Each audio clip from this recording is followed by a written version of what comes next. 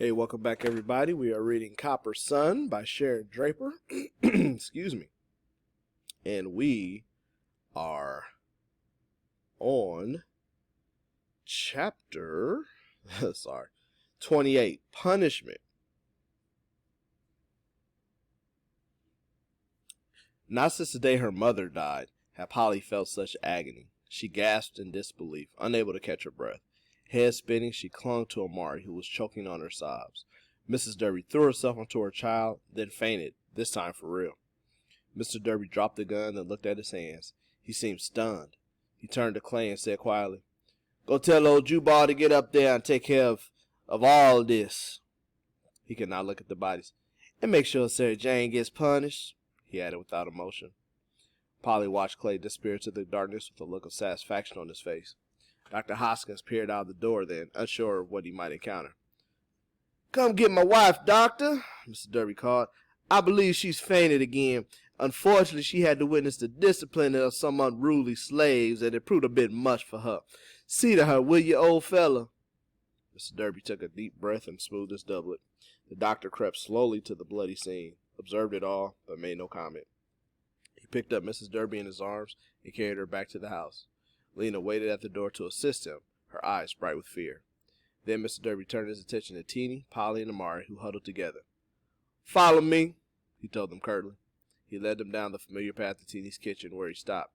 "Where's the boy, Tidbit?" he asked Teenie. She hesitated. I don't rightly know, sir. He done heard all the noise. I guess it scared him. Maybe he run off to the woods." "Call to him. You better hope he answers." Polly could see that Teenie was not sure what to do. "Tidbit?" Teenie whispered softly. "Call to him so he hears you," Mr. Derby demanded. "Tidbit, honey, you in there?" Teenie called, her voice quavering. A faint rustling could be heard coming from the kindling box. Mr. Derby marched over, tossed aside the small pieces of firewood, and pulled the boy out of the box by one arm. The dog growled softly. "Mama?"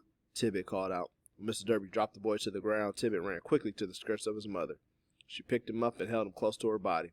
Mr. Derby spoke then. Polly sensed he was just barely in control of himself. "Follow me," he demanded once more, and he led them a few paces from the kitchen to the smokehouse.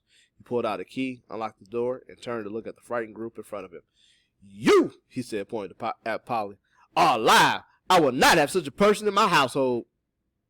Polly cowered before him, her hands held up in front of her face. "Have mercy, sir," she whispered. He ignored her.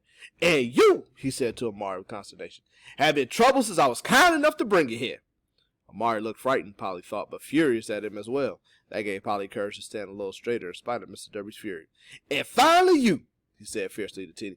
"I trusted to obey me. Your responsibility was to me, and you failed." I'm so sorry, sir," Teenie mumbled. "Too late," he said harshly. He thought for a moment.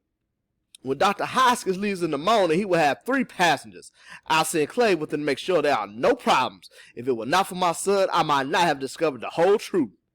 Polly searched for the words that might calm him down or change his mind.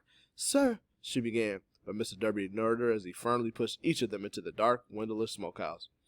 Polly, Amari, and Teenie looked at one another, but did not fight him or object.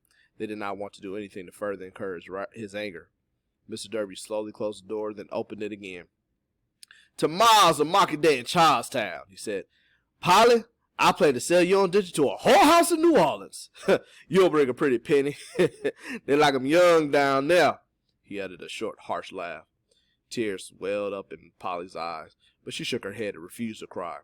Anger began to replace her misery as she looked at Mr. Derby with steely-eyed fury. "And mind, I can find another toy for my son to play with. I'm sure I can get more than I paid for you. A broken-in African is highly sought after." Amari looked devastated, but she too seemed to have run out of tears. She faced Mr. Derby with quiet resolve. The 2 girls stood there stony and silent. "You'll leave at first light." They heard the lock fasten firmly in the latch and the footsteps as he headed back to the house. What about me, sir?" Teenie called out through one of the wooden slats of the smokehouse. "Who gonna cook your food if you sells me?" The sound of his boots stopped. "Oh, Teenie," he called back, "I never sell you. You're too much too valuable."